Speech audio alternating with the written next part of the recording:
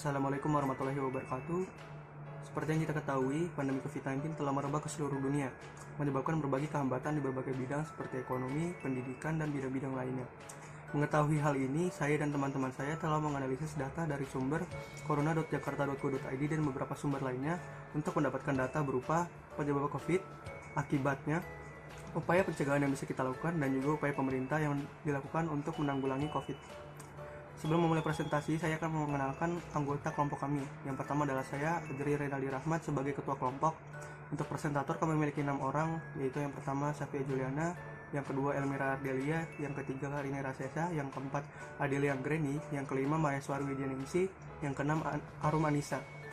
Untuk editor, kelompok kami memiliki 3 orang, yaitu Dimas Aulia Muhti Resmana Putra, yang kedua Sultan Muhammad Atar, yang ketiga Fitri Nugrahani. Untuk notulen presentasi adalah Syalaisa Amana. Untuk moderator adalah Tasya Mulia Sasabila. Untuk pemberitahuan susunan presentasi, saya serahkan kepada moderator, yaitu Tasya Mulia Sasabila. Assalamualaikum warahmatullahi wabarakatuh. Nama saya Tasya Mulia Sasabila. Saya sebagai moderator dalam dashboard CRM terkait COVID-19. Saya akan menyampaikan nama presentator beserta subbab yang akan dipresentasikan. Arum Anissa dan Safia Juliana akan mempresentasikan subbab awalan. Karini Rasesa akan mempresentasikan subbab penyebab. Maheswari akan mempresentasikan subbab akibat. Elmira Ardelia akan mempresentasikan subbab pencegahan. Adelia Anggreni akan mempresentasikan subbab upaya pemerintah. Saya akan mempresentasikan tentang awal mula COVID-19 dan perkembangannya di Indonesia. Virus corona atau COVID-19 mulai terdeteksi pertama kali di negara Cina pada awal Desember 2019. Lalu, WHO menyebutkan bahwa virus corona tersebut berasal dari pasar ikan tradisional di kota Wuhan yang menjual hewan yang ilegal untuk diperdagangkan, seperti terenggiling, katak, ular, kelelawar, dan hewan yang tak lazim lainnya. Akhirnya, pada 1 Januari 2020, WHO menutup pasar ikan tradisional Huanan yang berada di kota Wuhan, Cina. Namun, virus dengan cepat telah menyebar tidak hanya ke daerah-daerah di Cina saja, melainkan ke segala negara di penjuru dunia, salah satunya Indonesia. Pada 2 Maret 2020, untuk pertama kalinya, Presiden Joko Widodo mengumumkan 2 kasus pasien pertama positif COVID-19 di Indonesia. Setelah 2 kasus pasien pertama tersebut, kasus positif COVID-19 di Indonesia meningkat tajam. Seperti yang tercantum dalam grafik tersebut, kasus positif COVID-19 dari bulan Maret hingga September terus meningkat. Jika kita analisis grafik yang ada, maka peningkatan kasus COVID-19 yang paling besar terjadi pada bulan Maret yang semula 0 kasus hingga hampir menjadi 500 kasus per hari. Dan pada bulan September yang semula 2.500 kasus per hari melonjak menjadi lebih dari 3.500 kasus per hari. Hal ini sejalan dengan meningkatnya jumlah pelapor dan jumlah laporan. Pada grafik tersebut, jumlah pelapor dan jumlah laporan yang dibuat setiap bulannya yang terbanyak ada di bulan April dan bulan September. Laporan ini berupa gangguan ketentraman dan ketertiban dengan jumlah laporan terbanyak sebanyak 4.697 jumlah laporan dan laporan yang paling sedikit tentang fasilitas kesehatan milik pusat atau swasta sebanyak 140 jumlah laporan. Jika kita analisis berdasarkan data yang ada, banyaknya jumlah laporan dan jumlah pelapor pada bulan April dikarenakan ketidakpastian pemerintah dan ketidaksiapan pemerintah dan masyarakat Indonesia dalam menghadapi pandemi. Kegiatan perekonomian semakin sulit untuk dilakukan guna diperketatnya protokol kesehatan, sehingga laporan terhitung banyak, terutama mengenai bantuan sosial. Sedangkan pada bulan September, pemerintah DKI melonggarkan status PSBB yang semula PSBB total menjadi PSBB transisi. Berdasarkan data yang terjadi, peningkatan mobilitas dalam masa PSBB transisi sehingga kasus positif COVID-19 dan laporan masyarakat meningkat. Data selanjutnya akan disampaikan pada subbab berikutnya. Jadi untuk melanjutkan data sebelumnya, saya akan menampilkan grafik data laporan dan pelapor harian.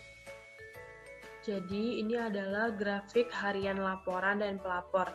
Dapat kita lihat grafik warna biru ini menunjukkan jumlah laporan, sedangkan grafik yang berwarna pink menunjukkan jumlah pelapor. Pada bulan April, yaitu sekitar tanggal 19 April itu terjadi penaikan angka laporan atau pelapor, lalu turun dari bulan Juni hingga bulan Agustus terdapat angka laporan yang relatif rendah. Ini terjadi pada masa PSBB, lalu pada bulan September, khususnya pada tanggal 18 September, terjadi peningkatan laporan yang cukup tinggi. Grafik tersebut diperoleh dari data laporan yang masuk melalui Twitter, Facebook, email, SMS Center, Clue, Lapor 1708, Balai Warga, Twitter Gubernur, serta Facebook Gubernur. Laporan harian terbanyak jatuh pada tanggal 18 September 2020. Terdapat jumlah laporan 196 serta jumlah pelapor terdapat 152.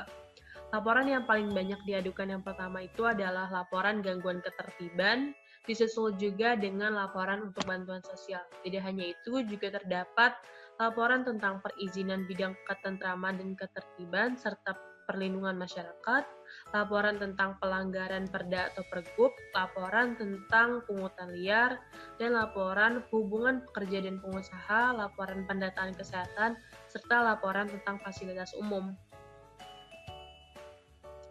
Jumlah laporan berdasarkan status laporan. Jadi ini ada diagram yang menunjukkan jumlah laporan. Dari total jumlah laporan ada 12.318. Di antaranya terdapat 12.089 atau sekitar 98,2% yang telah ditanggapi dan selesai atau komplit. Di antaranya juga terdapat 138 atau 1,1% masih dalam koordinasi dan 69 atau 0,6% masih menunggu untuk ditanggapi. Daerah yang paling banyak jumlah laporannya itu berada di Jagakarsa dengan jumlah laporan 90 laporan, disusul dengan Rawamangun 85 laporan, dan daerah-daerah lainnya seperti Sunter dan lain-lain. Saya Karini Rasesa akan mempresentasikan tentang penyebab banyaknya jumlah laporan pada masa pandemi COVID-19. Ini adalah data jumlah laporan berdasarkan kategori. Dari data di slide sebelumnya, ada banyak laporan yang dilaporkan kepada pemerintah daerah, yaitu yang pertama, gangguan ketentraman dan ketertiban, yaitu penyebabnya karena beberapa kasus kejahatan, pelanggaran, gangguan, dan bencana. Jenis gangguannya yang terjadi yakni penemuan mayat, bunuh diri, kecelakaan, kebakaran, maupun kehilangan. Yang kedua, bantuan sosial, yaitu penyebabnya yakni banyak orang-orang yang seharusnya mendapatkan bantuan sosial dari pemerintah, tetapi tidak mendapatkannya karena pendataan yang masih buruk dan kurang pengawasan. Yang ketiga, pelanggaran perda atau pergub, yaitu penyebabnya karena masih banyak orang yang melanggar peraturan yang telah dibuat, contohnya pelanggaran terhadap PSBB. Yang keempat, pungutan liar, yaitu penyebabnya karena ada oknum aparat kewilayahan yang memotong besaran bantuan yang diberikan oleh pemerintah untuk orang yang membutuhkan.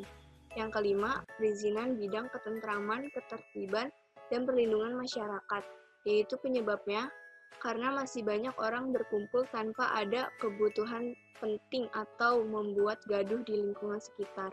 Yang keenam, hubungan pekerja, pengusaha, atau penyebabnya karena masih ada perusahaan atau kantor yang menyebabkan karyawan mereka untuk hadir langsung di tempat. Ada juga hak kerja yang dilanggar, misalnya soal gaji atau upah di saat pandemi. Saya akan mempresentasikan tentang dampak atau akibat dari COVID-19 di DKI Jakarta. Yang pertama, gangguan keamanan dan ketertiban di Jakarta. Berdasarkan data pada dashboard CRM terkait COVID-19 di Jakarta, jumlah laporan gangguan keamanan dan ketertiban yang terjadi di Jakarta pada masa pandemi COVID-19 mengalami peningkatan yang cukup pesat dibandingkan dengan jumlah laporan gangguan keamanan dan ketertiban pada masa sebelum pandemi COVID-19. Selanjutnya, pelanggaran Perda dan Pergub. Dikarenakan masih ada masyarakat yang kurang peduli dalam upaya penyebaran COVID-19, banyak masyarakat yang melanggar peraturan, terutama peraturan terkait COVID-19. Hal tersebut menyebabkan tingkat penyebaran dan jumlah pasien yang terjangkit COVID-19 meningkat. Selanjutnya, bantuan sosial. Dikarenakan PSBB yang dijalankan oleh pemerintah Jakarta, tidak sedikit masyarakat DKI Jakarta yang kehilangan sumber pendapatannya. Berdasarkan data pada dashboard CRM terkait COVID-19 di Jakarta, laporan mengenai bantuan sosial mengalami peningkatan pada saat pandemi COVID-19. Laporan tertinggi terjadi pada bulan April dan Mei dan mengalami penurunan pada bulan selanjutnya. Kemudian tingkat kemacetan di DKI Jakarta. Dilihat dari data dashboard dampak COVID-19 terhadap kemacetan di Jakarta, tingkat kemacetan yang terjadi di DKI Jakarta mengalami penurunan dari periode pra-PSBB menuju periode PSBB 1 hingga PSBB 2 dan mengalami sedikit kenaikan ketika memasuki periode PSBB transisi 2. Selanjutnya, kualitas udara. Berdasarkan data pada dashboard kualitas udara di Jakarta, polusi udara di Jakarta selama pandemi COVID-19 mengalami penurunan yang tidak signifikan dari periode pra-PSBB menuju periode PSBB 1 dan PSBB transisi 1. Kualitas udara di Jakarta semakin membaik pada periode PSBB 2 dan PSBB transisi 2 hingga saat ini. Sekarang saya akan menjelaskan cara mencegah virus COVID-19.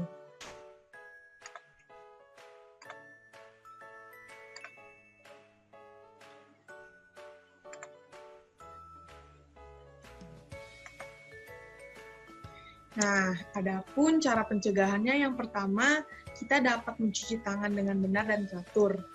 Nah, cucilah tangan dengan air mengalir menggunakan sabun setidaknya selama 20 detik. Pastikan seluruh bagian tangan tercuci hingga bersih. Jika sulit untuk menemukan air dan sabun, kita bisa membersihkan tangan menggunakan hand sanitizer.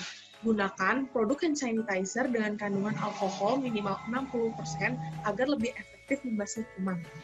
Selanjutnya, kita dapat menggunakan masker apabila kita sedang bepergian keluar rumah. Meski tidak sepenuhnya efektif mencegah paparan kuman, namun penggunaan masker ini tetap bisa menurunkan resiko penyebaran penyakit infeksi, termasuk infeksi virus COVID-19. Yang ketiga yaitu menjaga daya tahan tubuh.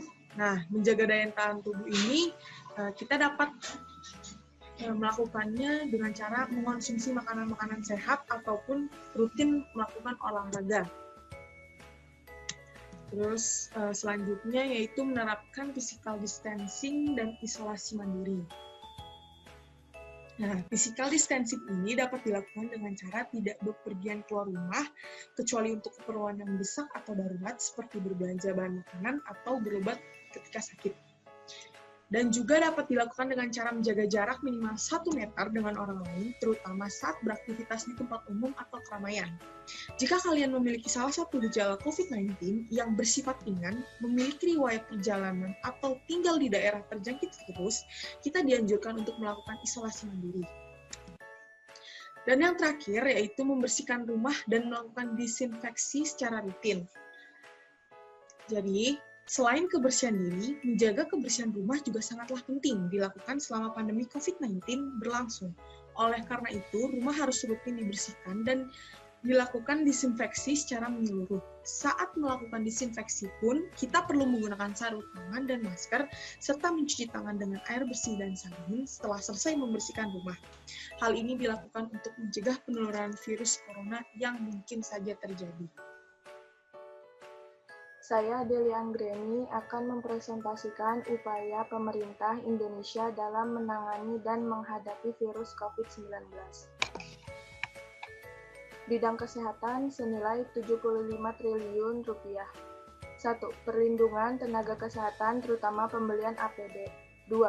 Pembelian alat-alat kesehatan yang dibutuhkan seperti test kit, reagen, ventilator, hand sanitizer, dan lain-lain sesuai standar yang ditetapkan Kementerian Kesehatan. 3. Upgrade 132 rumah sakit rujukan bagi penanganan pasien COVID-19 termasuk Wisma Atlet. 4. Insentif dokter spesialis 15 juta per bulan, dokter umum 10 juta, perawat 7,5 juta, dan tenaga kesehatan lainnya 5 juta. 5. Santunan kematian tenaga medis 300 juta rupiah. 6. Dukungan tenaga medis serta penanganan kesehatan lainnya. Bidang sosial senilai 110 triliun rupiah. 1. Dukungan logistik sembako dan kebutuhan pokok 25 triliun. 2. PKH 10 juta KPM dibayarkan bulanan mulai April sehingga bantuan setahun naik 25%. 3.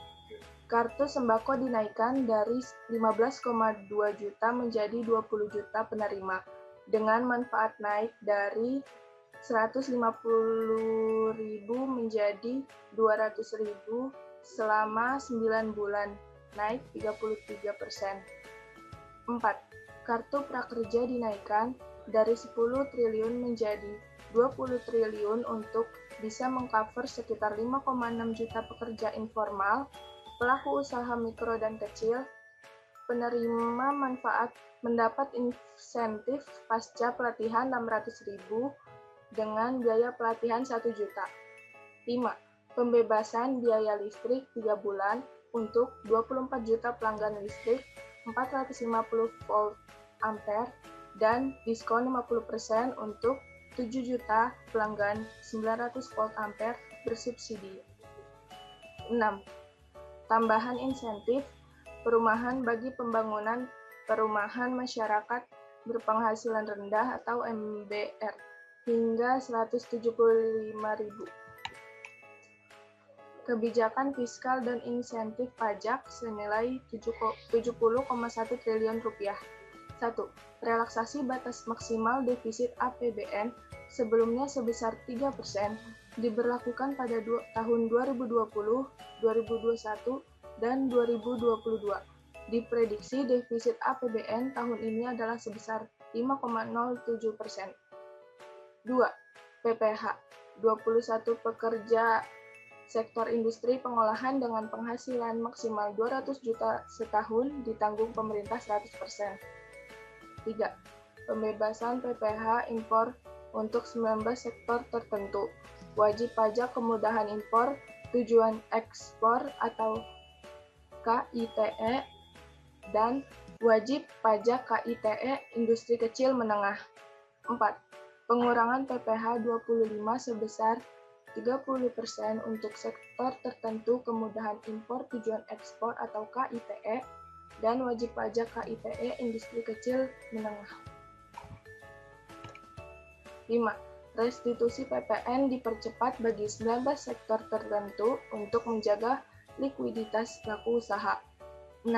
Penundaan pembayaran pokok dan bunga untuk semua skema kredit usaha rakyat atau KUR yang terdampak COVID-19 selama 6 bulan. 7. Penurunan tarif PPH badan menjadi 22% untuk tahun 2020 dan 2021 serta menjadi 20% mulai tahun 2022. 8. Dukungan lainnya dari pembiayaan anggaran untuk mendukung pemulihan ekonomi. Kebijakan perdagangan ekspor-impor. 1. Penyederhanaan larangan terbatas atau lartas ekspor. 2. Penyederhanaan larangan terbatas atau lartas impor. 3. Percepatan layanan proses ekspor-impor melalui National Logistic Ecosystem. Usaha mikro, kecil, dan menengah atau UMKM senilai 150 triliun rupiah. 1. Memberikan stimulus untuk debitur melalui penilaian kualitas kredit sampai 10 miliar berdasarkan ketepatan membayar. 2. Restrukturisasi untuk seluruh kredit tanpa melihat plafon kredit. 3. Restrukturisasi kredit UMKM dengan kualitas yang dapat langsung menjadi lancar. Pembatasan sosial berskala besar atau PSBB. 1. Peraturan Pemerintah Nomor 21 Tahun 2020 tentang pembatasan sosial berskala besar dalam rangka percepatan penanganan Coronavirus Disease 2019 atau COVID-19 ditetapkan pada 31 Maret 2020.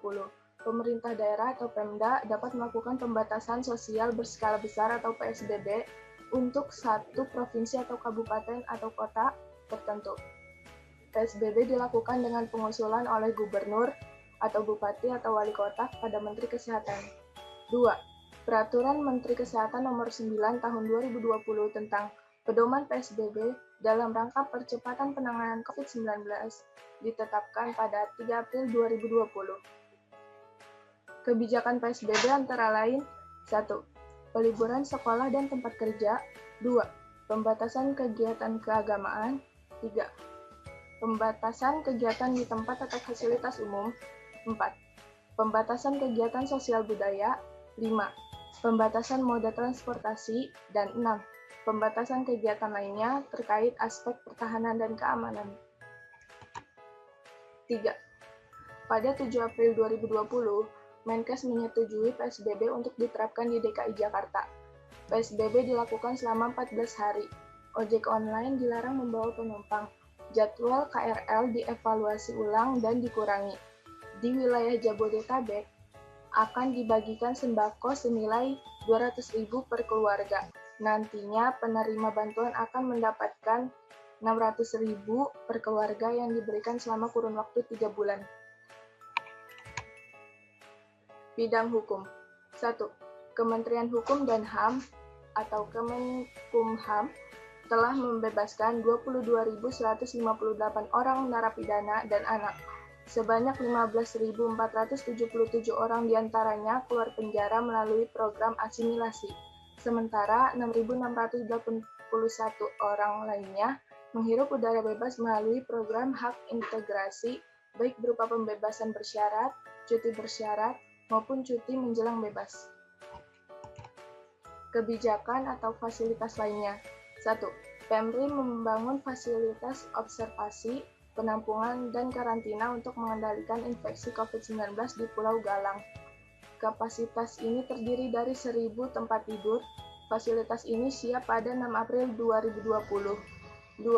Pada 23 Maret 2020, Wisma Atlet Kemayoran diresmikan menjadi rumah sakit darurat COVID-19. Fasilitas ini dilengkapi dengan laboratorium, farmasi, dan peralatan medis portable. Fasilitas ini mampu menampung sampai dengan 3.000 tempat tidur. Dan yang terakhir ada dashboard CRM Jakarta Smart City. Merupakan sistem cepat respon masyarakat terdiri dari platform 13 kanal-kanal pengaduan resmi masyarakat dan aplikasi Citizen Relations Management atau CRM yang digunakan oleh pemerintah DKI Jakarta untuk memproses dan menyelesaikan aduan masyarakat sebagai jembatan pengaduan antara masyarakat dan pemerintah. Sistem cepat respon masyarakat merupakan wujud inovasi dalam penyelesaian segala masalah non-darurat di Jakarta. Sebelum ada CRM, agar laporan masyarakat bisa diselesaikan, ada proses panjang yang harus diikuti oleh para organisasi perangkat daerah atau OPD. Akibatnya, masyarakat menunggu lama untuk tahu update dari laporannya. Maka dari itulah cepat respon masyarakat diciptakan. Sekian presentasi dari saya. Dari presentasi tersebut, dapat disimpulkan bahwa virus corona atau COVID-19 pertama kali terdeteksi pada awal Desember 2019 di pasar ikan Wuhan, Cina. Kasus pertama COVID-19 di Indonesia muncul pada tanggal 2 Maret 2020. Hingga kini, kasus positif COVID-19 di Indonesia masih terus meningkat. Kasus terbanyak terjadi pada bulan Maret dan September. Kemudian jumlah pelapor dan laporan terbanyak yaitu pada bulan April dan September. Mengenai gangguan ketentraman dan ketertiban dengan jumlah 4.967 laporan, serta mengenai fasilitas kesehatan milik pusat atau swasta dengan jumlah 140 laporan. Banyaknya jumlah laporan dan pelapor pada bulan April dikarenakan ketidakpastian dan ketidaksiapan pemerintah dan masyarakat Indonesia dalam menghadapi pandemi. Laporan terbanyak yaitu pada tanggal 18 September 2020 dengan jumlah laporan sebanyak 196 dan jumlah pelapor sebanyak 152. Perihal yang paling banyak diadukan mengenai gangguan ketentraman dan ketertiban serta bantuan sosial. Jumlah laporan berdasarkan status laporan sebanyak 12.318 dengan 12.089, persentasenya 98,2% yang telah ditanggapi dan selesai, 138 dengan persentase 1,1% yang sedang dalam koordinasi, 69 dengan persentase 0,6% yang masih menunggu untuk ditanggapi. Daerah jumlah laporan terbanyak yaitu Jagakarsa sebanyak 90 laporan dan Rawamangun sebanyak 55 laporan. Penyebab dari laporan tersebut yaitu gangguan ketentraman dan ketertiban, bantuan sosial, pungutan liar atau pungli, perizinan bidang ketentraman, ketertiban dan perlindungan masyarakat, serta hubungan pekerja-pengusaha, sehingga menimbulkan dampak semakin maraknya gangguan keamanan dan ketertiban, meningkatnya bantuan sosial, berkurangnya kemacetan di DKI Jakarta, serta penurunan polusi udara sehingga kualitas udara di DKI Jakarta membaik. Ada beberapa upaya pencegahan terhadap COVID-19 yaitu mencuci tangan dengan benar dan teratur, menggunakan masker, menjaga daya tahan tubuh, menerapkan physical distancing dan isolasi mandiri, membersihkan rumah, dan melakukan disinfeksi secara rutin. Pemerintah juga berupaya dalam menangani dan menghadapi COVID-19. Di bidang kesehatan, pemerintah mengeluarkan biaya sebesar 75 triliun rupiah yang digunakan untuk pembelian APD dan alat kesehatan, pembaruan sarana rumah sakit, insentif tenaga medis, serta penanganan kesehatan.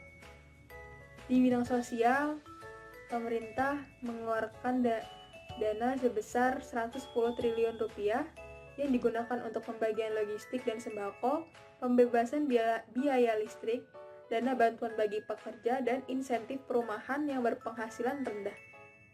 Kemudian ada kebijakan fiskal dan insentif pajak senilai 70,1 triliun rupiah, lalu kebijakan perdagangan ekspor-impor, kemudian ada bantuan usaha mikro kecil dan menengah atau UMKM sebesar 150 triliun rupiah. Selain itu, pemerintah juga melaksanakan pembatasan sosial berskala besar atau PSBB yang berdasarkan Peraturan Menteri Kesehatan Nomor 9 Tahun 2020. Kebijakan PSBB antara lain peliburan sekolah dan tempat kerja, pembatasan kegiatan keagamaan, pembatasan kegiatan di tempat atau fasilitas umum, pembatasan kegiatan sosial budaya, pembatasan moda transportasi, pembatasan kegiatan lainnya terkait aspek pertahanan dan keamanan. Pada bidang hukum, pemerintah membebaskan 22.158 orang narapidana dan anak, sebanyak 15.477 orang melalui asimilasi, dan 6.681 orang melalui hak integrasi. Lalu kebijakan atau fasilitas lainnya berupa pembangunan tempat observasi, karantina, dan rumah sakit darurat untuk mengendalikan COVID-19.